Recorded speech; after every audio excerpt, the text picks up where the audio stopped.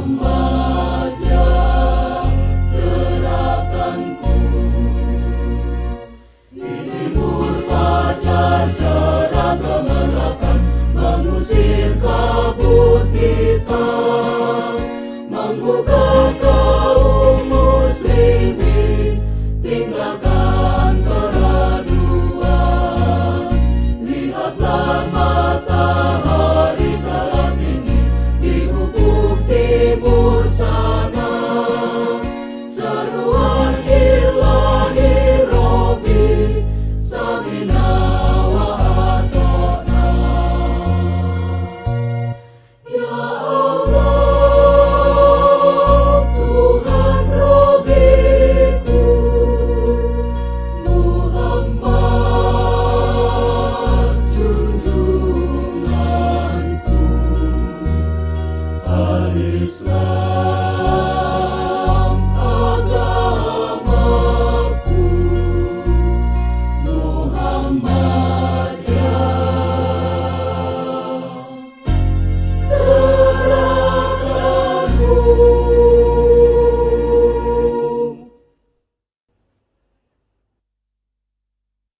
Assalamualaikum warahmatullahi wabarakatuh.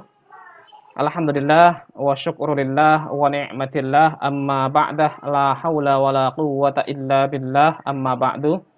Anak-anakku sekalian, siswa kelas 7 MTS Muhammadiyah 1 Samarinda yang semoga senantiasa dirahmati Allah Subhanahu wa taala.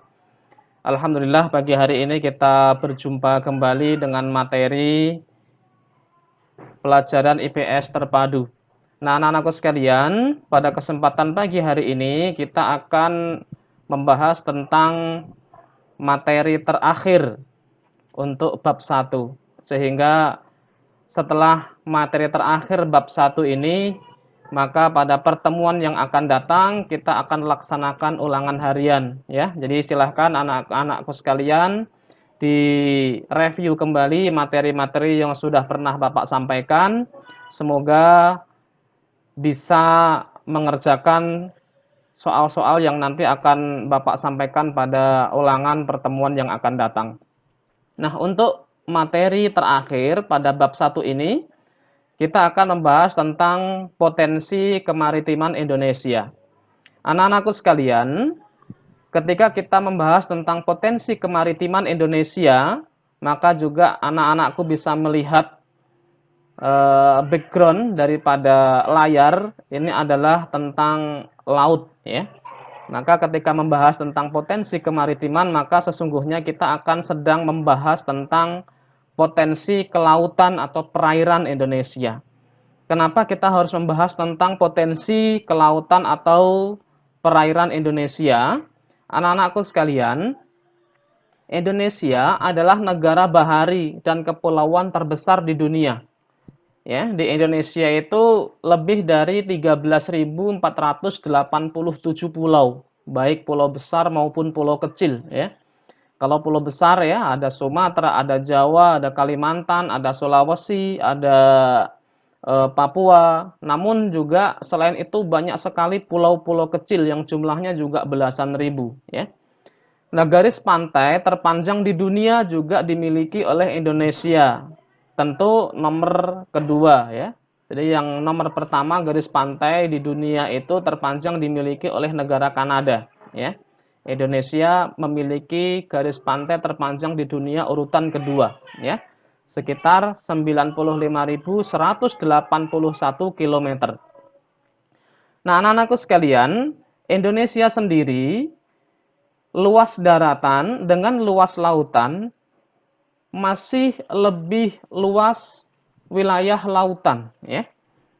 Jadi dari jumlah wilayah Indonesia ini luas lautannya mencapai 75%.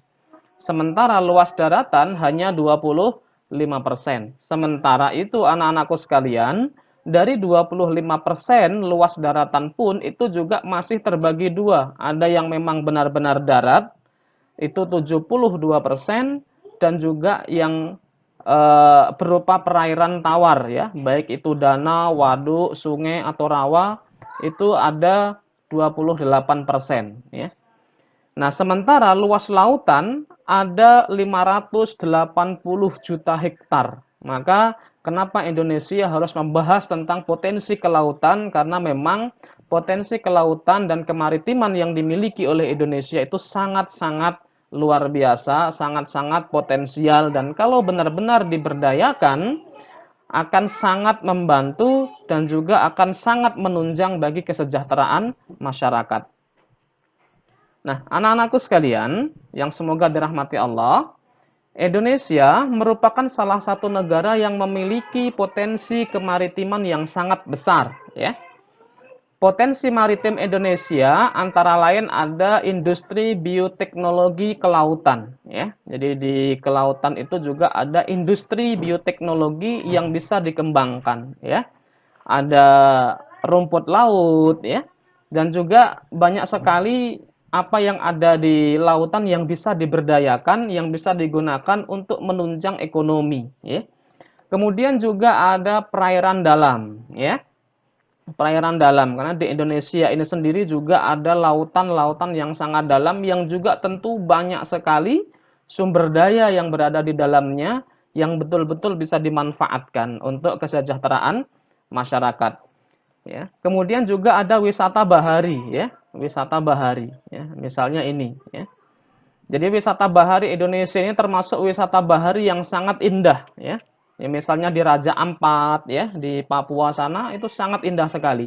Kemudian juga di Kalimantan Timur pun juga ada wisata bahari yang sangat indah dan terkenal di dunia, yaitu di Kepulauan Derawan atau di Pulau Maratua, ya, yang ada di Kabupaten Berau. Itu sangat indah sekali dan juga sangat menarik wisatawan baik lokal maupun asing, ya. Kemudian juga ada energi kelautan, ya, ada minyak bumi dan lain sebagainya. Kemudian mineral laut, pelayaran, pertahanan, serta industri maritim.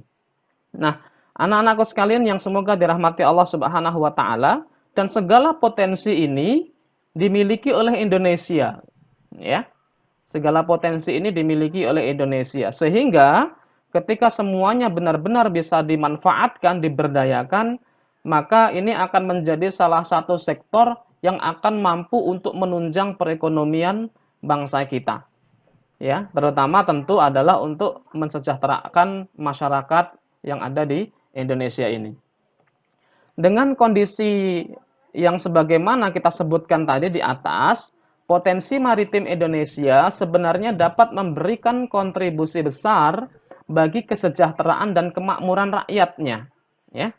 Karena potensi kemaritiman di Indonesia itu, anak-anakku sekalian, karena sebagaimana kita tahu tadi, 2/3 wilayah Indonesia tadi adalah berupa lautan, ya, berupa perairan, maka Indonesia ini memiliki potensi di mana 40 juta orang atau 40 juta masyarakat Indonesia berkesempatan untuk bekerja di sektor kelautan, ya. Entah itu sebagai nelayan, entah itu juga potensi kemaritiman, ya, di bidang pariwisata tadi atau di bidang pertambangan tadi, di bidang kemaritiman, ya, kapal, transportasi laut dan lain sebagainya.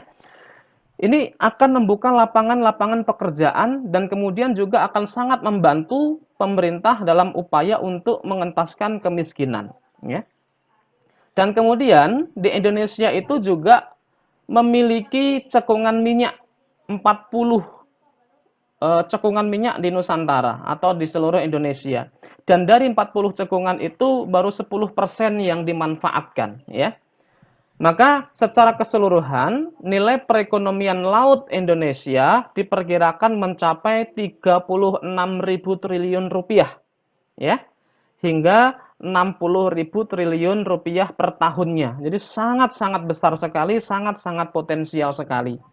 Nah, anak-anakku sekalian, maka dari sini kita terbuka, ya, terbuka wawasan kita, cara berpikir kita, ternyata sumber daya, kemudian juga perekonomian itu tidak hanya ada di darat, tidak hanya ada di perkotaan, tetapi bahkan itu juga ada di lautan yang mungkin kita sama sekali tidak mengira atau belum berpikir sampai ke sana, ya.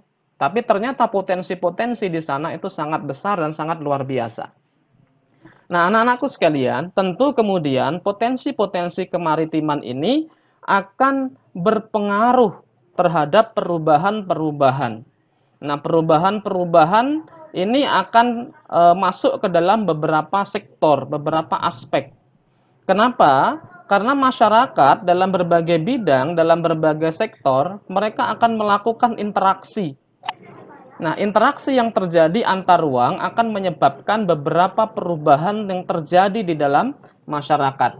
Nah, perubahan akibat interaksi antar ruang itu terjadi ya antara lain pada aspek ekonomi, sosial budaya dan pendidikan. Nah, dalam aspek ekonomi, sosial budaya dan pendidikan ini akan memberikan pengaruh besar kepada eh, masyarakat dalam hal perubahan-perubahan yang terjadi. Dalam bidang ekonomi misalnya, interaksi yang terjadi di dalam masyarakat kemudian juga memunculkan perubahan-perubahan yang memungkinkan terjadinya persinggungan di dalam masyarakat, baik itu yang positif maupun yang negatif. Jadi interaksi itu akan selalu berdampak kepada perubahan, baik yang positif maupun yang negatif. Itu akan selalu ada. Nah, kemudian anak-anakku sekalian, misalnya di dalam gambar yang ada di layar, ya. Bagaimana nelayan menghasilkan ikan, kemudian masyarakat pegunungan ya menghasilkan hasil-hasil pertanian ya, padi dan lain sebagainya. Kemudian juga itu dimasukkan atau dipasarkan ya, baik itu di pasar tradisional ya maupun di pasar modern berupa supermarket. Jadi kalau kita masuk di pasar tradisional, di sana banyak sekali dijual hasil-hasil pertanian maupun hasil-hasil perikanan ya. Kemudian begitu juga kalau kita masuk ke pasar modern ya, di minimarket maupun supermarket. Di sana juga banyak sayur, banyak hasil-hasil pertanian yang sudah dikemas sedemikian rupa dan harganya menjadi melambung. Sangat mahal sekali dibandingkan dengan pasar tradisional. Nah, ini perubahan yang terjadi ya. Kemudian juga hasil perikanan, ketika ikan itu sudah dikemas sedemikian rupa dan masuk ke supermarket, tentu hasilnya harganya akan berkali lipat dibandingkan dengan ikan yang dijual di pasar tradisional ya. Ini perubahan-perubahan yang terjadi di dalam masyarakat ya. Nah, ini. Jadi ketika dijual di pasar tradisional dahulunya hanya seperti itu, harganya relatif normal, relatif terjangkau. Tetapi ketika sudah masuk ke perkotaan dan dijual di supermarket, maka hasil pertanian maupun perikanan harganya akan langsung melambung. Dan oleh masyarakat yang sudah mengalami perubahan karena interaksi tadi, ya tetap akan dibeli. Nah, itu. Nah, anak-anakku sekalian yang semoga dirahmati Allah, perubahan akibat interaksi antar ruang dalam aspek sosial budaya yang lainnya misalnya terjadi mobilitas penduduk antar ruang ya. Bisa kita lihat di dalam gambar ya. Yang pertama di paling atas ini di dalam layar ya. Mobilitas penduduk terjadi ya. Bagaimana penduduk kemudian dari kota akan berpindah ke mohon maaf dari desa akan berpindah ke kota ya untuk mencari pekerjaan atau juga mungkin untuk menjual hasil-hasil pertanian maupun hasil-hasil eh, perikanan yang mereka dapatkan untuk memenuhi kebutuhan hidupnya ya. Kemudian juga terjadi saling ketergantungan antar ruang ya, khususnya dalam bidang pasokan bahan mentah ya. Dalam gambar yang kedua di tengah, anak-anakku sekalian, itu bisa menjadi sebuah contoh. Ketika di Bandung, di sana banyak sekali hasil-hasil pertanian ya, berupa sayur-sayuran. Kemudian di Indramayu, di Surabaya banyak sekali hasil-hasil perikanan ya, hasil laut. Maka daerah yang Bandung misalnya karena dia hasilnya adalah hasil pertanian, maka mereka tidak memiliki ikan sehingga mereka harus mendatangkan ikan dari Indramayu, mendatangkan ikan dari Surabaya. Pun begitu sebaliknya ya. Yang di Indramayu, yang di Surabaya mereka menghasilkan ikan tetapi mereka juga membutuhkan sayur sehingga mereka akan mendatangkannya dari Bandung maupun juga mendatangkan dari daerah-daerah lain yang memiliki penghasilan akan sayur. Nah, ini adalah sebagai suatu contoh mereka akhirnya akan saling tergantung ya, akan saling tergantung. Ini adalah merupakan salah satu akibat interaksi antar ruang dalam aspek sosial budaya. Kemudian anak-anakku sekalian, ada juga dampak negatifnya ya. Persentuhan budaya antar ruang tadi karena adanya interaksi tadi juga bisa menimbulkan masalah sosial ya. Masalah sosial ketika mobilitas penduduk antar ruang tadi menjadi sangat tinggi, kemudian yang terjadi apa? Kemacetan. Ya, kemacetan. Kalau kita lihat di kota-kota besar, kemacetan itu tidak terhindarkan ya. Misalnya di Jakarta, di Surabaya ya. Kemudian juga bisa terjadi tawuran karena adanya apa? Perbedaan kepentingan, konflik-konflik yang terjadi. Kemudian juga apa? Ketika banyak masyarakat-masyarakat yang kemudian lari ke perkotaan, mereka karena tidak memiliki tempat tinggal, akhirnya mereka akan tinggal di bantaran-bantaran sungai ya, yang kemudian selain mengakibatkan padatnya penduduk juga mengakibatkan kekumuhan dan bahkan juga akan mengakibatkan apa? Mengakibatkan terjadinya pencemaran di sungai ya, di perairan itu sendiri. Ini terjadi di kota-kota besar ya, di Jakarta misalnya. Bahkan termasuk di Samarinda Samarinda pun di kota kita tercinta ini terjadi ya. Bagaimana kalau kita lihat Sungai Karangmumus ya, kalau di daerah hulunya, di daerah Lempake itu masih jernih ya. Tetapi ketika sudah masuk ke Pasar Segiri, di situ banyak sekali masyarakat-masyarakat yang mohon maaf tinggal di bantaran sungai, bahkan rumahnya pun di atas air gitu ya. Sehingga membuang sampah, membuang limbah di sungai, apa yang terjadi kemudian? Nah, yang terjadi adalah Sungai Karangmumus di bagian hilir ini sangat tercemar ya, kumuh sekali. Nah, ini adalah sebuah contoh yang terjadi di Samarinda, di kota yang sama-sama kita cintai ini. Nah, anak-anakku sekalian yang semoga dirahmati Allah, perubahan akibat interaksi antar ruang juga terjadi pada aspek pendidikan, ya, pada aspek pendidikan.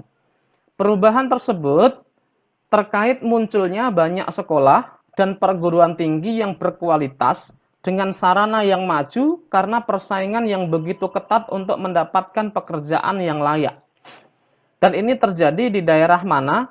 Ya, tentu ini terjadi di daerah-daerah perkotaan. Di daerah perkotaan, sekolah-sekolah, lembaga-lembaga pendidikan, universitas-universitas, mereka akan saling bersaing. Kalau tidak mampu bersaing, maka akan ditinggal. Kenapa? Mereka memiliki sarana prasarana yang begitu lengkap.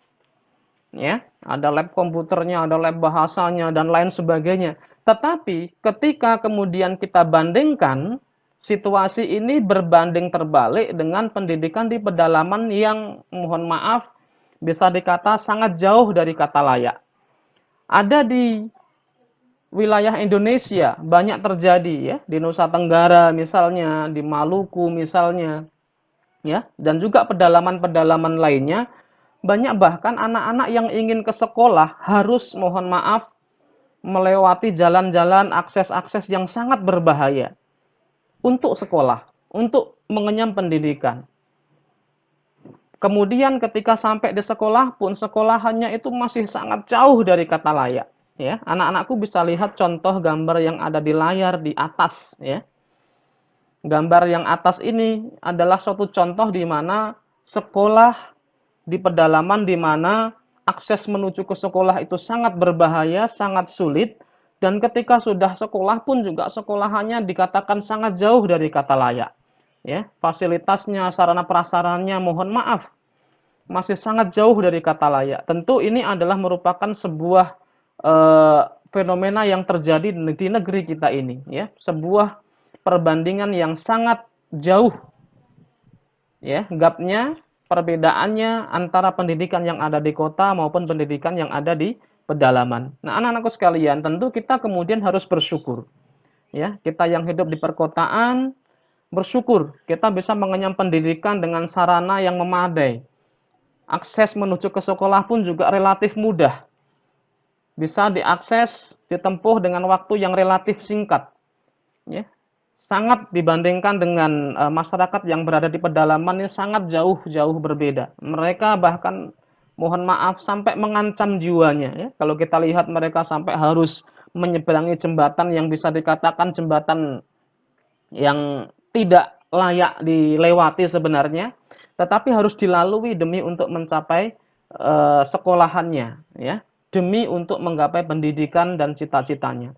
Nah, anak-anakku sekalian yang semoga dirahmati Allah Subhanahu wa taala, maka mari kita bersyukur, kita tetap semangat memotivasi diri untuk terus belajar walaupun saat ini kondisi kita masih dalam situasi pandemi, tetapi paling tidak kita masih lebih baik, kita masih lebih eh, bernasib mujur ya dibandingkan dengan saudara-saudara kita sama-sama pelajar yang berada di daerah-daerah pedalaman.